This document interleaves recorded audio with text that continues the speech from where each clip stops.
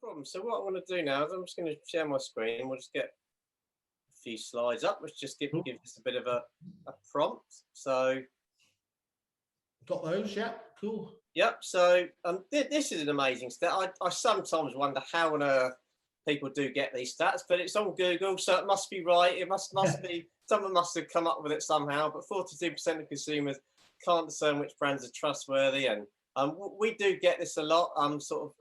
With clients, and it really, especially on a website more than anything, you've got around 6 seconds, and that time it used to be 8 when we first sort of came into the market. Now it's 6 seconds, and well, that's going to get less. You've got about 6 seconds to give people a reason to trust you, or else they're going to go and do whatever, go and have a beer, a cup of tea, or more likely go to a competitor.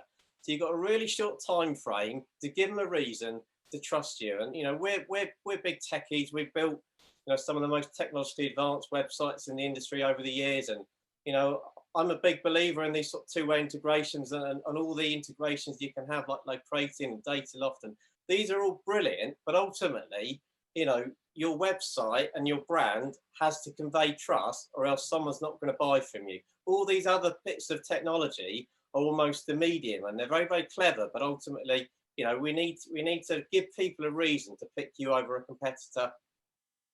Can I just ask a question straight away then, Robin? If so, do you think sometimes that people, lose that trust element by trying to be too clever with what they're doing with the website? I think it's really easy, yeah, to try and be too clever, and I think sometimes you just need to have a workshop away from tech and just say, what are we all about? What's our brand personality? What makes us different? What is our sort of brand story? And does our website shout about that? Can people get who we are and what our personality is within 5 or 6 seconds? Because if not, they're probably going to shoot off and have a look at a competitor. So I do think that is the case sometimes. Yeah. Yeah, great. Okay, thanks. I also think, can I just butt in there? I also think that's why we wanted to break it down to branding, website and marketing, because there's so much noise and there's so much, everything is happening so quickly. So I think you're right, Simon. I think people have got the tendency to just go, oh, we need to do this now. We need to go there. We need to integrate with that. And that's great. But have they actually sat back and thought about, if we do that, is that consistent then in what we're doing offline and online and on our digital? So it's kind of bringing it together and kind of almost taking a bit of a step back and getting the foundations right. And then you'll get it right across all those 3 streams. And I think that's when you see businesses win. Great, thank you. Great feedback. Okay, so I think your story is always a really good place to start. So anyone sort of see me do presentations, I nearly always start with a story. And today, I'm going to start with your story, Simon. Because we've only actually met twice. Once in our London office, very quickly, when Graham Locke was doing that interview, and Chris. So that was for like a couple of minutes, and I think I made you a cup of tea or something, and then the launch event. So we've only met a couple of times, but because of your brand story, I feel like I know you. I feel like you're my best friend. I literally feel like I've known you my whole life, and that is because of what you've done, where you've been. Am I right in thinking? I'm not a stalker, just to be clear. But people have told me this information, or you've told me this information via social media and stuff. Did you grow up in the Middle East, or? Yeah, I did. I was born in Kuwait. That explains my dusky looks, like all these holy men. I was born in Kuwait and I grew up in Abu Dhabi. That's right. Yeah. So I mean, I don't actually know for sure how I know that, but I do know that. It's not like you personally told me that. I know, isn't it? And, yeah, and I know that you've obviously had phenomenal success at Repit, and so when I first sort of saw you, would have been on LinkedIn when someone at some stage, when we first came into the industry around 5 years ago, oh, you should check out Repit and Simon, and a really nice guy. So I had a look at you on LinkedIn, and I saw this image there, and I thought, the Photoshop one. Yeah.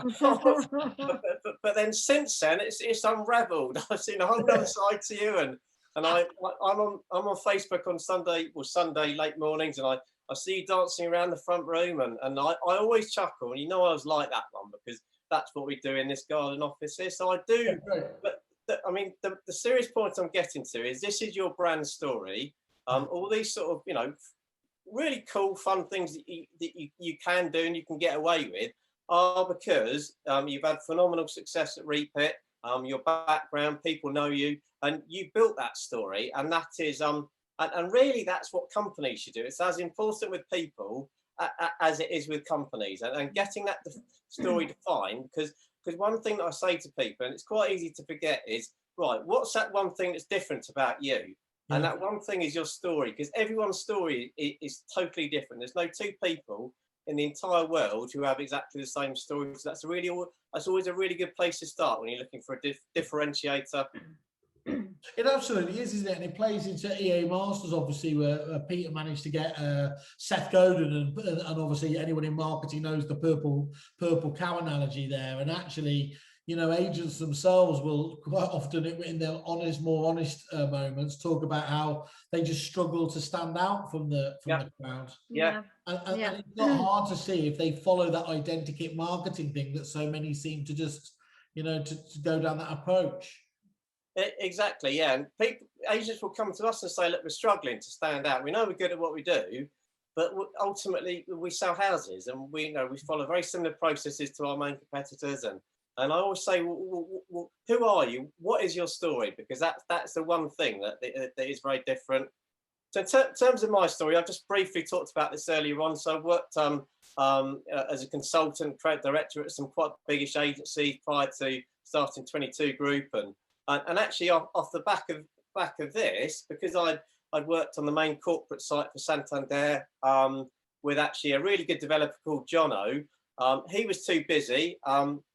David and Glenn from UMove got referred to him. He was too busy. He knew that I'd do a good job of it, and so he referred them to me. And that was really our start in the property sector. So these two crazy guys came knocking on the door, and they said they wanted to build a brand around sheep. They wanted to build the most technologically advanced website in the industry. And we thought, what the heck, let's give it a go. We had no experience in the property sector whatsoever. And 3.5 years later, they sold it for 15 million. And we were lucky enough to have been a part of that journey, and lucky enough to have been part of closely worked with these guys, but then also the amazing team at the Property Franchise Group and UMove now. So then we learned a lot from working with these guys, and really that got us into the property sector. Well, they certainly knew how to stand out, didn't they? There was no blandness there. I only met the guys right at the end, actually, just but that came through, and I think it is so important, because you just, I'm not surprised at all what you said there at the beginning. What was it, the time you got on a website there, 8 seconds down to 6 seconds? Yes. Reviews in general, text-based reviews, when I was looking into it, have decreased to almost a third of what they were 8 years ago. You know, they're almost the size of a tweet. And again, probably that's not unsurprising, isn't it? All around the world, we're seeing attention spans, you know, just getting worse and worse and worse. And so to be able to seize that moment can never have been more crucial. Otherwise, that familiar bounce rate that people, you know, a bluffer's guide as I have kind of to Google Analytics, I do understand the danger if you've got that at too high a level. No, exactly. And although, you know, it's one of those Marmite brands, it worked phenomenally well for these guys. You know, got them noticed. People liked how different it was. It was so fresh, and my wife did a lot of the illustrations, the sheep illustrations, and my business partner Eddie. There was only sort of 3 of us at the time. He did a lot of the original sort of build on that first UMove website, which was you know, really quite a complex website, and there wasn't like Purple Bricks that had millions and millions of pounds of funding. You know, these guys didn't. So, but it's so. And one of the things that Glenn was amazing at doing was just going around, not actually physically going around the world, but seeing what people are doing in other countries and other sectors, and what he used to call sweep and deploy, which is where you know, see an amazing idea that's been done in one sector, and you say, well, can we use this in the property sector? It's not been done by someone else. And that's what that first UMove website was particularly good at. Was just, you know, it's one of the first websites to do the things like the booking into the booking diaries, and the 2-way integrations back with the CRM that they actually, you know, pretty much built themselves. And so yeah, it was, you know, we learned a lot. They did a lot of testing as well. That's another thing that that we were able to pick up on was all the A/B testing that was done in terms of where should things be positioned, how many stages a form should have, and bits like that. And it was like gold dust for us. And during that process, I suppose we just thought, well, actually, we actually really like the property sector. We like the people in it. I think it gets a bad name, but I think generally, agents for me are very sort of quite aspirational, ambitious types of people. They're entrepreneurs, and I always like that. So we haven't really looked back. So I think the next one for us is values. This is really important, and I think it's one of the things we've talked a lot about over the years is brand values and how important these should be on your website and your brand and everything else. But it's not something we've done a huge amount ourselves until about a year and a half ago. So we invested a lot of time into defining our own brand values, and being friendly is one of them. And that's actually, I think, part of the reason we've grown our team so much in this last year is people have sort of connected with our values. And I think that's one of the reasons we're lucky enough to have Vanilla with us. So yeah, no, that's right. No, I think I obviously knew Robin a little while back, but you've done a really good job in communicating those brand values, because they did really align with myself. And so when we started having a conversation about me joining 22 Group, it just felt like it was such a great fit. And even to the point where we've carried on using those really strongly in everything that we do, both internally and externally. And we've expanded the team phenomenally the last year. Funnily enough, all the people followed me after have joined in lockdown, as I did, which is crazy. But so we've not actually, there's a lot of people there that we still need to meet face to face, which is unreal. But yeah, absolutely, they've helped in kind of recruitment, everything. So for sure, brand values and what you stand for is very, very important. But how prevalent do you think it is in the estate agency industry itself? Do you find many agents are, I was going to say, on the ball, or do you have that level of focus that they want to be dealing with companies that have that same level of brand values? How common do you think it is? I'll go for that one. No, I think that they need a little bit of helping hand to get to the bottom of what their values are, because we ask them all the time. So we have typically we'll have an initial strategy session with an estate agent, and we'll talk about what are your brand values, and they go, oh, and they normally stumble and they go, well, that doesn't start well. That means we probably don't even know what they are. But all of them will always have them. It just takes an outsider to look in to actually get to the point of getting them up to the front, and also documenting it, and documenting something like your values as part of a sort of tone of voice, and we call a brand positioning statement, is hugely beneficial, because once you have it documented, everyone gets quite excited by it. They all know what they stand for, and you can streamline everything that go on from there. So your branding, your website, your marketing, you've got something to fall back on. So they do often need a bit of help, but there's always something there. And as Robin said, it often lies in the story. How did you start? And let's really get to the bottom of where are you unique? What are your unique selling points? And what do you stand for? Once you have that documented, you're on a really good path. Excellent. Thank you. That's really helpful. And then so actually this moves me on to one of our favourite clients. We've been working with them for around sort of 6 years, almost. They were one of the first clients after you move, and is Mayors down in Poundbury. So I'm really good friends with Mark and Claire, and we actually built their brand around that. I was just going to say then is that we've got two animal-based brands, so I don't want to be known as the person who only creates animal-based brands. But there was just a complete coincidence. It wasn't deliberate. I didn't push him in that direction. We showed a number of different routes for Mayors, and he liked the animals. So, but it has worked really well for him. It's a very sort of different style of illustration. But whereas you move, sheep is the whole theme. With Mayors, the animals represent the brand values, and it's been so successful for them. And looks really well, doesn't it? And I think that's gone really well for him. And I think he had just one head office, I think, at the time, and now he's got 8 or 9 franchisees, and that's going really well for him. And he's looking to sort of take that national. And we had a bit of a brand refresh around a year and a half ago. It was all around sort of maturing the brand. Toning back some of the bright colours And we did discuss, and he brought up, he said, Robin, do you think we should actually move on from the animals now? And I said to him, look, Mark, this has worked so well for you. This is your brand. This is part of your story. This is, these are, these are your brand values. And you've got to remember, Mark, that up in other parts of the country, people won't have seen this brand. And so it's going to have the same impact on them as it did with the kids who were taking pictures of for sale boards around Poundbury, when it first came up around there. So the Proudly Reliable with the pug, and having the for sale boards and having the different animals on the for sale boards has worked really well for them. So you get to choose which animal you want, and there has been that story of kids taking pictures of the different animals and doing top trumps with it at school. So it's such a simple concept, but it's worked really well for them. Looks really good. Looks really good. Okay, so 92% of consumers trust referrals from people they know. So I can really believe this one. I don't know how, once again, they came up with it, but I think those Google reviews and Trustpilot reviews and FIFO reviews, these are all great. And I think what we're finding actually more and more. I mean, I'm a big believer in all of those.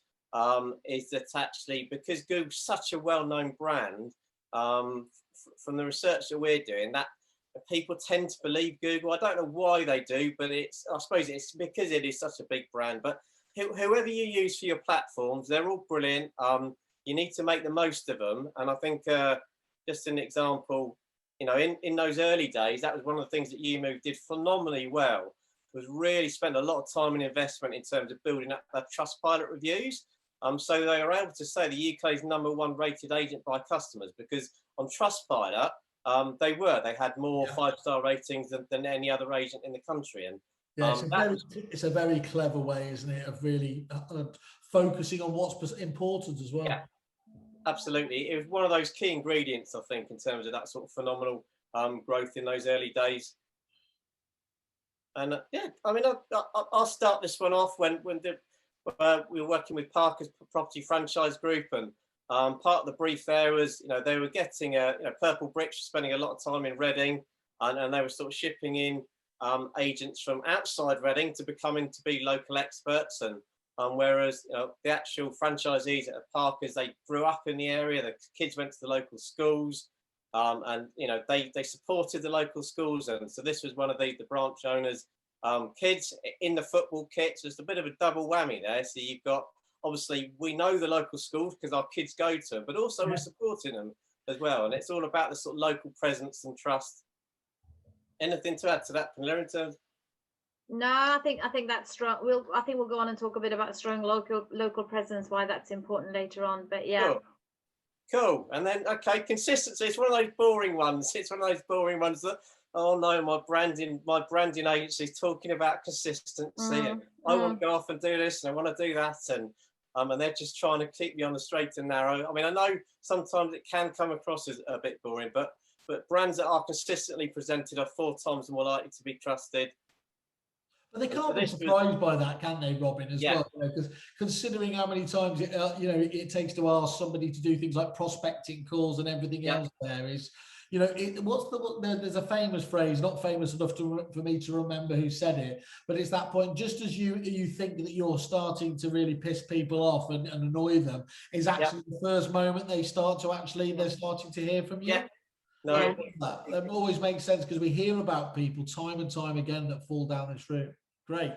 Yeah, no, exactly. And I think in terms of consistency, this is one of my favourite sort of branding projects over the years, particularly in the property sector with White Gates. I think had around sort of 45 branches, predominantly sort of up north. And at some stage they'd lost the White Gate. They were synonymous, really famous for their White Gate adverts, and they were the first to do no sale, no fee. I think in the late 70s, and they had the first to do TV advertising. But at some stage, the White Gate disappeared. So I was very privileged with the challenge of reinvigorating the brand and coming up with a new White Gate. And what was so fun about this was we actually asked all the franchisees to vote on which was their sort of favourite gate, and we picked this one that was sort of doubles up as a W there, so you got a W and a gate. And what was so nice about that is they all got on board, and they all felt like they were part of it, and they embraced the brand. And what's so good about that is if you've got your staff and your team I'm really into your brand, is they become your best disciples,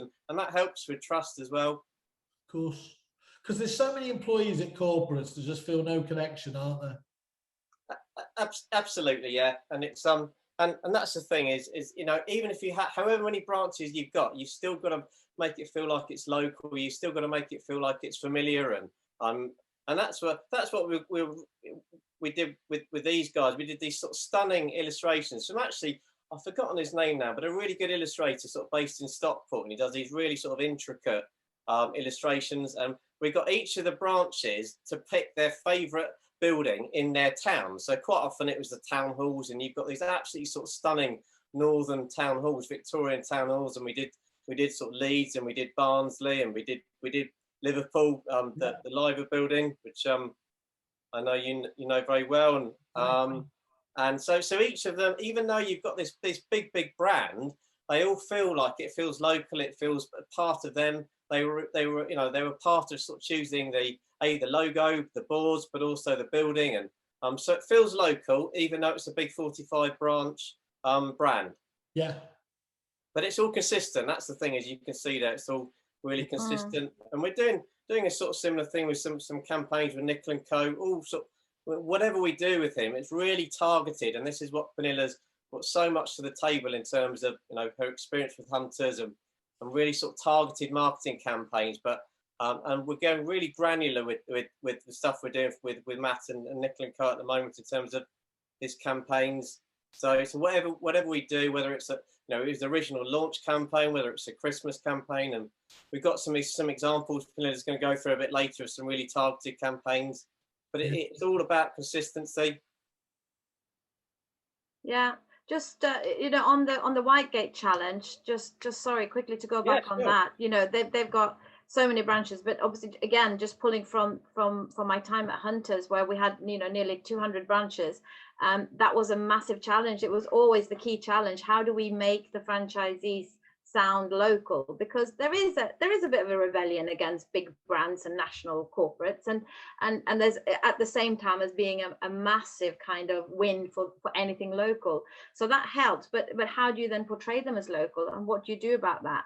And it's, again, that was the biggest challenge, but it's making sure that you're consistent, making sure that you bring out like you said, the local, whether it's landmarks or whatever it is. But there's so many channels that you need to consider to make sure that you're covering it. So it can be video. You know, video is super powerful to project yourself as being local.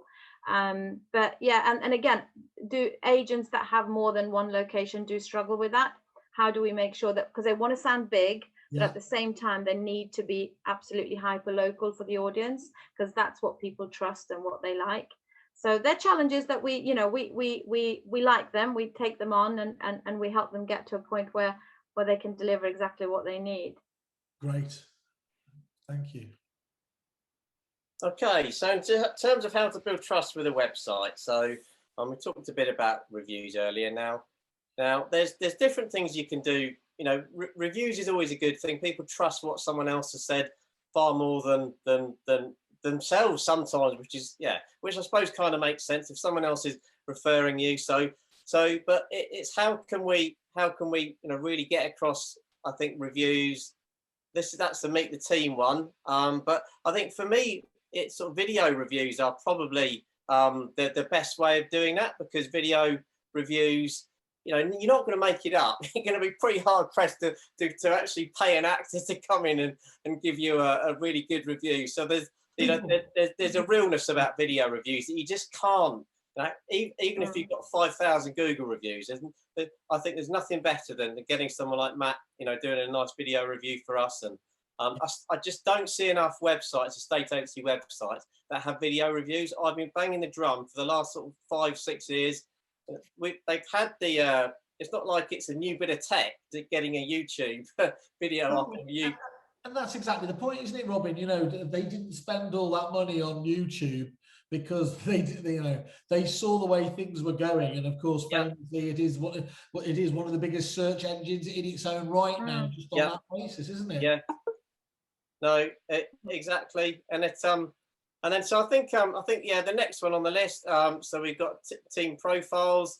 And it's another one that it's you know, there's so much fun you can have with team profiles, and I think video team profiles is probably the way of the future.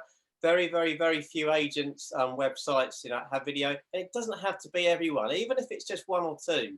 Yeah. One bit of amazing stats that I think a lot of people don't know about, and this is when we were doing a lot of visitor tracking with one of our sort of bigger clients a few years ago, is we had a real focus on lead generation and conversion rates and call to actions and forms, and because that's how your website's going to earn you money. But when we were doing the visitor tracking, there was always a number of people who would just, they'd ignore all the call to actions, the instant online valuations, downloadable guides, and they'd go straight to the meet the team page, and they'd spend 25-30 minutes reading all the bios of all the people, and we'd watch them just, you know, go from one to the next, and this is not something we could have predicted because we were so focused on sort of lead generation and forms and call to actions. But it's like, it's just proof in the pudding that people, there's a certain sector of the community that you know, whether that's older, younger, I don't know, probably the older generation, who just really interested in who they're going to be working with. They want to know the people. It's a big investment for them. Are these people trustworthy? That's a growing theme these days, isn't it? Is that, you know, whether it started with kind of the eco movement, neither here nor there, but that point about is, look, it's not always possible to work with brands that you like, but there is definitely a preference to work with those ones if you possibly can do. Yeah. And that is the clearest and easiest. I mean, what comes across from here, just looking at this, Chinnexhaw, I know straight away is a fun organisation, isn't it? Yeah. They don't take themselves too seriously. There's no pomposity, and that's not taking anything away from the professionalism or anything else there. No. So that shows confidence in themselves as a brand. Yeah. And if you are that like-minded, you know, this tells you far more than any of those about us corporate, you know, tech-based things that you could ever hope for, couldn't you? Yeah.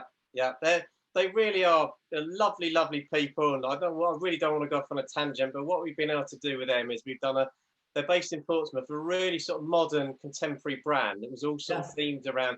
It's one of those branding jobs that you sort of dream of when you're sort of at uni or something. It's like we've been able to use the actual sort of shipping signs, so the Royal Navy and the shipping sort of signs that they use, and sort of build the actual sort of brand around those sort of really graphic symbols, and that was, you know, really contemporary way of doing that. But then at the same time, when you've got a really graphic, modern, contemporary brand like that, you have to be really careful that you don't lose that human side of it. Yeah. It's exactly what we were talking about. It can be too easy as a designer saying, oh, I want it to be really minimalist and clean, and because that's my personal design style.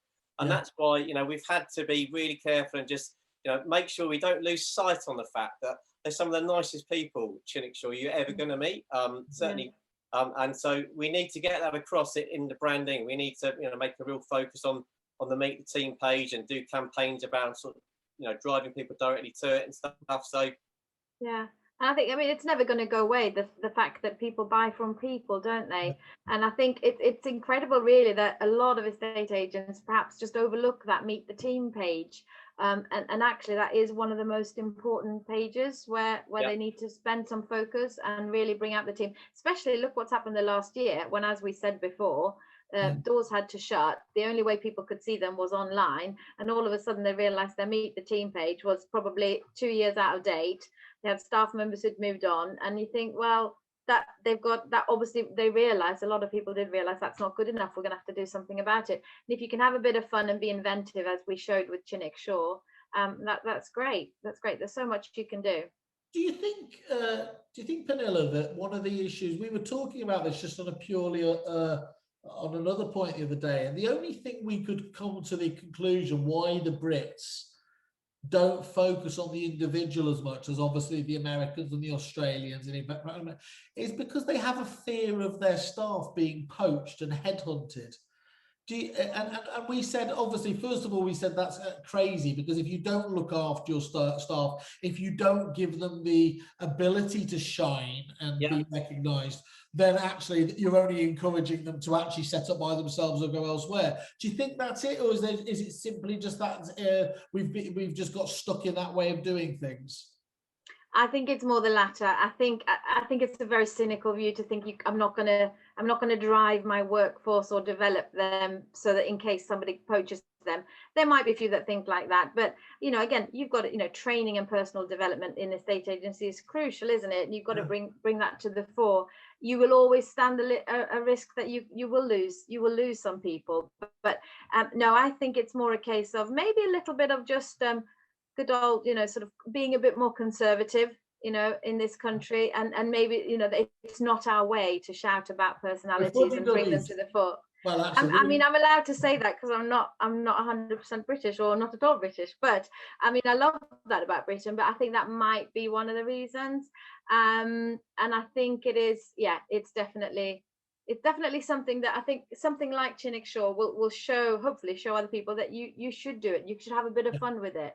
Yeah, spot on, absolutely spot on.